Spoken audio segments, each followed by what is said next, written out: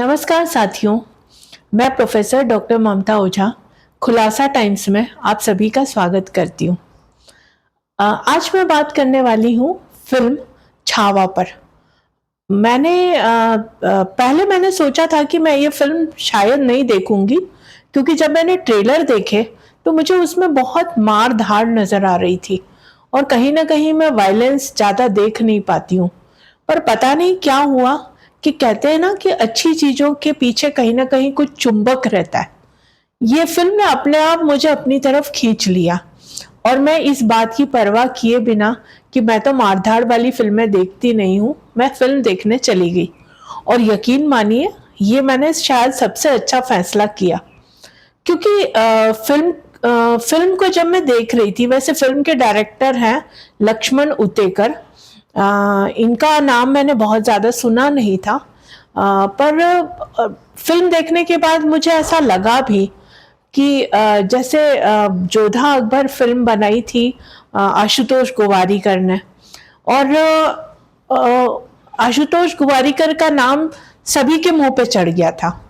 लेकिन ऐसा इन डायरेक्टर के साथ नहीं हुआ, जबकि ये फिल्म भी मुझे उसी केडर की, उसी कैलिबर की लगी जैसी कि जोधा अकबर थी। काफी शानदार फिल्म रही।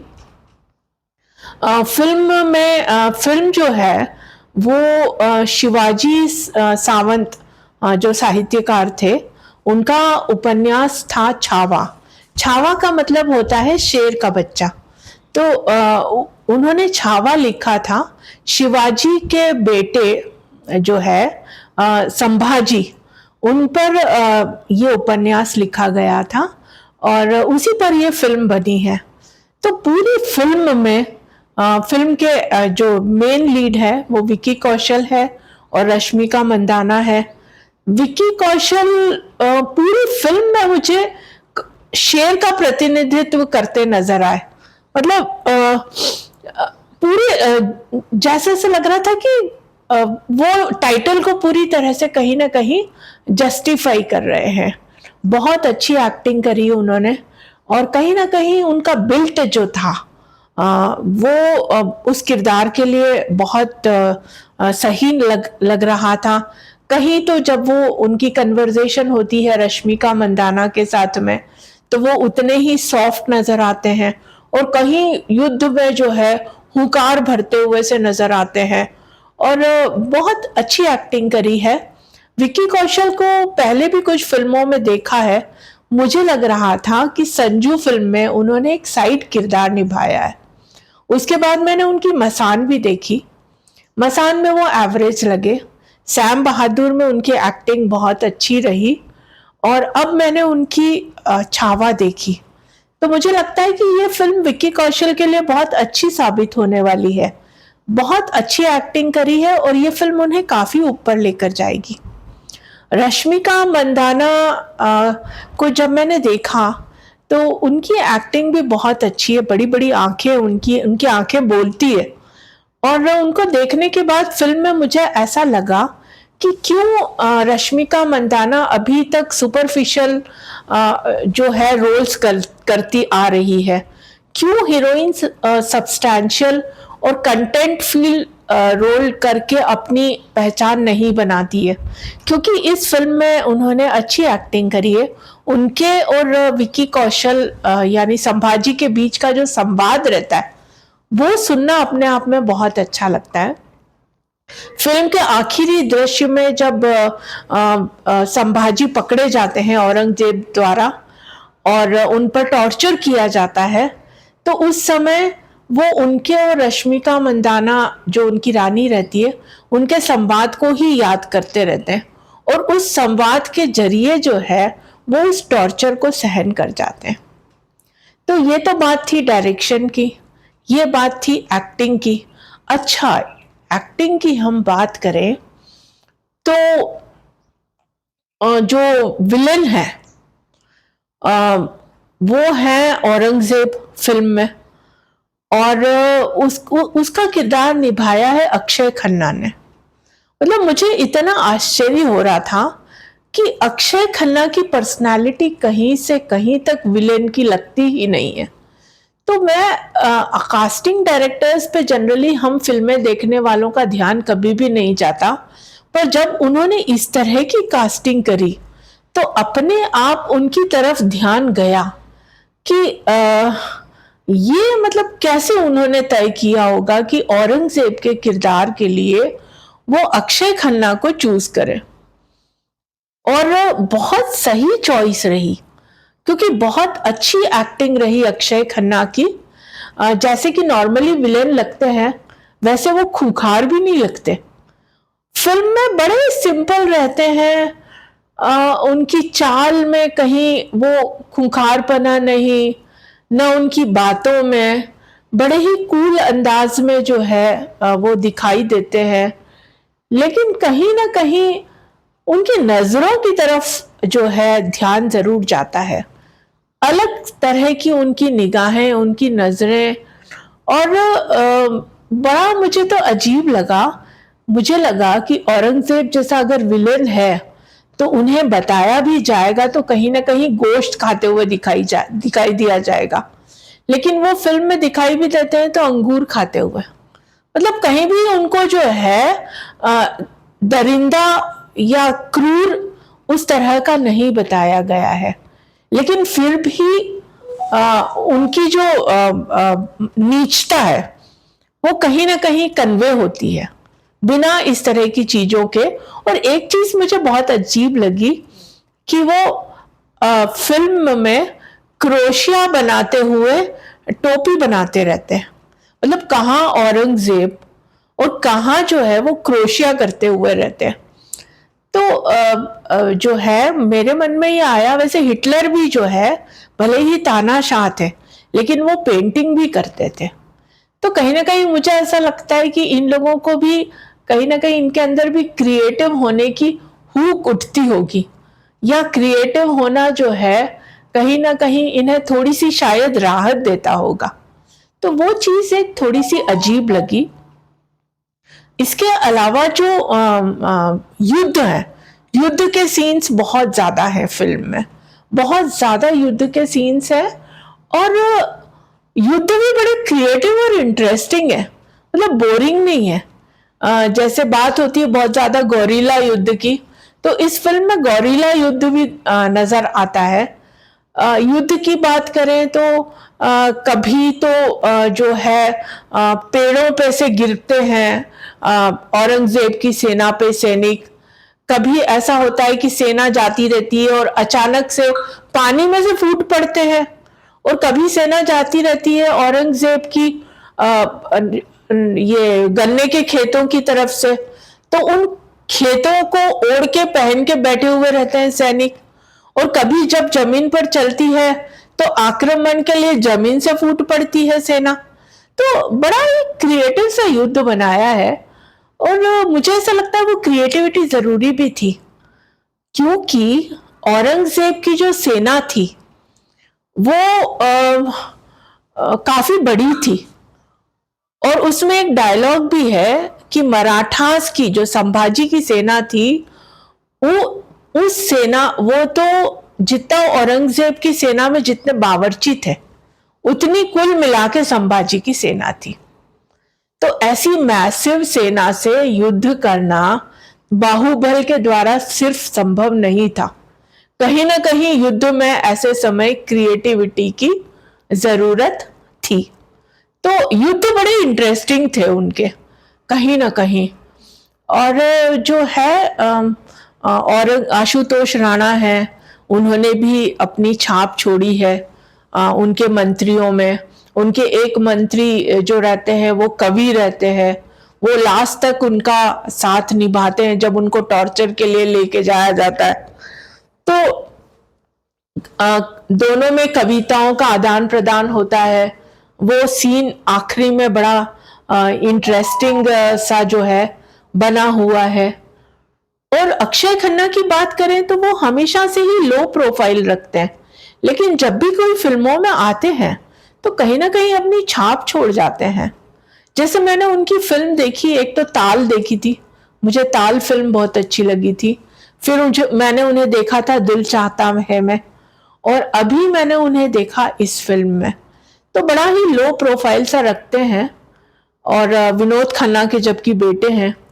एक समय ऐसा भी था जब विनोद खन्ना अमिताभ बच्चन के समकक्ष हुआ करते थे। और इतने बड़े मतलब ऐसा कहीं कोई एटीट्यूड नजर नहीं आता। उनकी माथे की सलवटें, उनकी नजरें कहीं ना कहीं उनकी निर्दयता, उनकी नीचता को कन्वे करती है।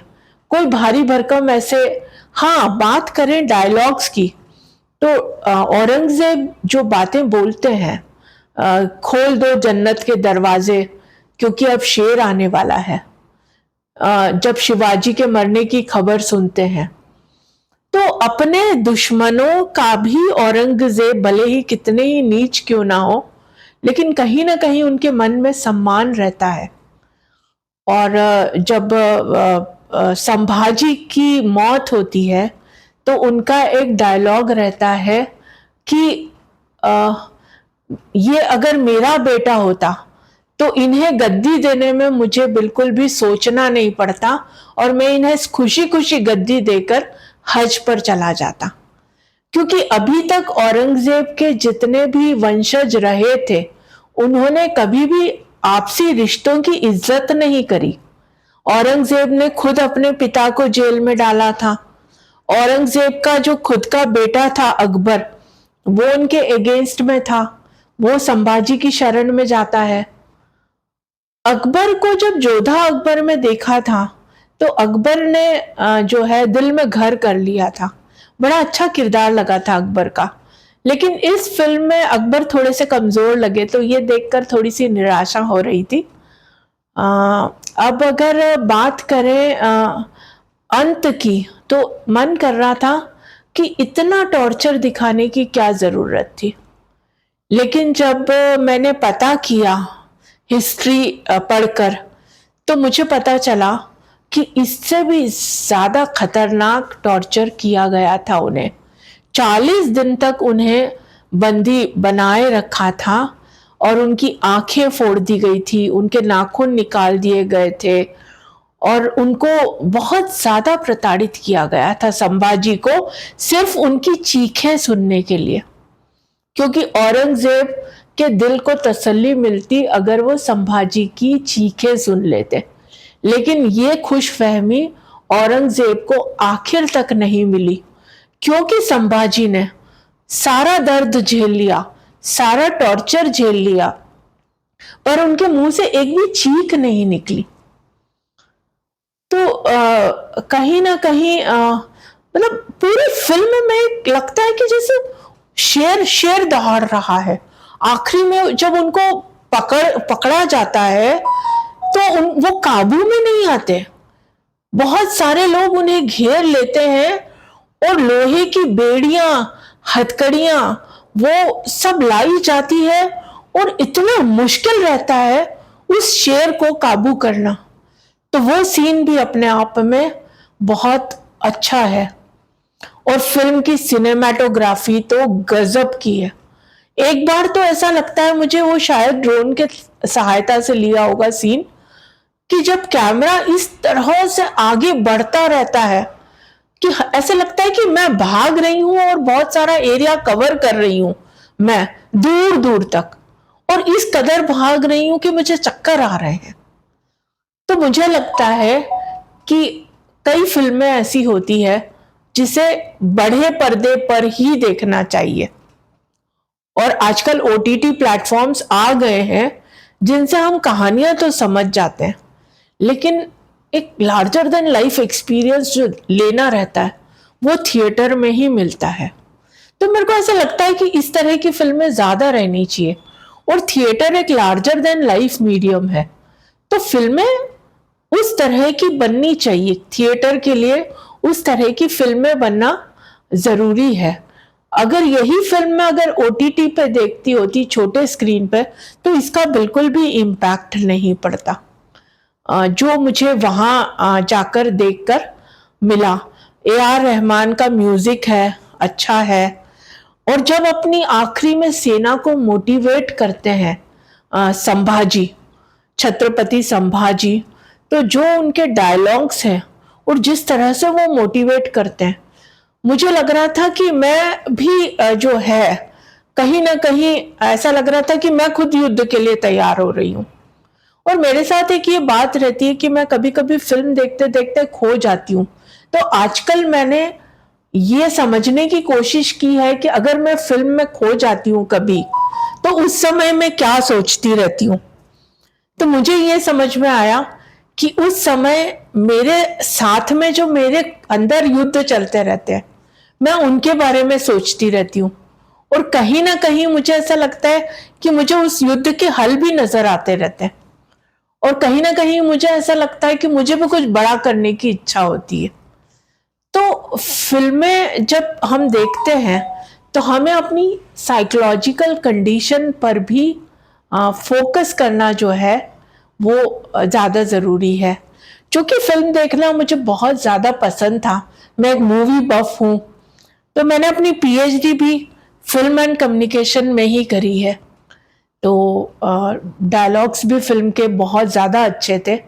और रश्मिका मंदाना जो रानी रहती है और संभाजी, दोनों के जो संवाद है वो दोनों के संवाद बहुत ही बेहतरीन है।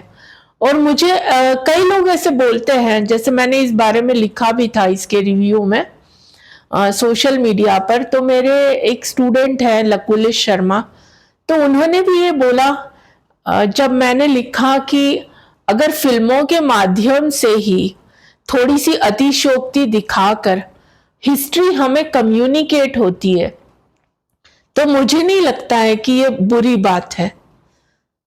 तो उन्होंने मुझे बहुत अच्छी विनम्रता से कहा कि मैडम, मुझे ऐसा लगता है कि हिस्ट्री को जैसी के तैसी दिखाना चाहिए, उसमें कुछ भी काल्पनिक नहीं जोड़ना चाहिए, नहीं कहीं कुछ अतिशयोक्ति होनी चाहिए।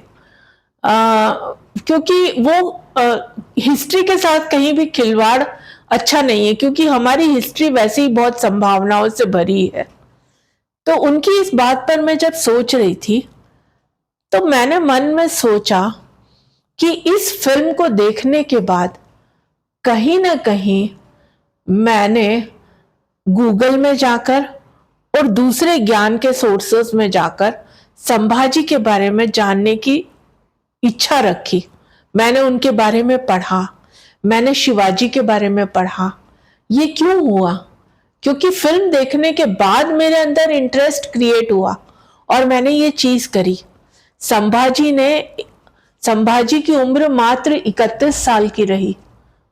उन्होंने 31 साल में 127 युद्ध जीते और उनकी जो आर्थिक राजधानी थी मुगलों की, बुरहानपुर, उसको अपने कब्जे में ले लिया। तब औरंगजेब जो है जागे और उनमें लगा कि उन्हें मराठा किंगडम को खत्म करना है, क्योंकि उन्होंने उनकी आर्थिक राजधानी बुरहानपुर पे प्रहार किया। तो कहीं ना कहीं इस फिल्म ने मुझे हिस्ट्री की तरफ मोड़ा, मुझे प्रेरित किया। तो मुझे लगता है कि अगर थोड़ा सा भी फिल्मों में कल्पना दिखा दी जाती है, जिसके कारण हमारा इंटरेस्ट लेवल बढ़ता है, तो मैं तो चूंकि कम्युनिकेशन वाली हूं, तो इस चीज को बुरा नहीं मानती। और मुझे लगता है कि ये फिल्म सभी को देखनी चाहिए।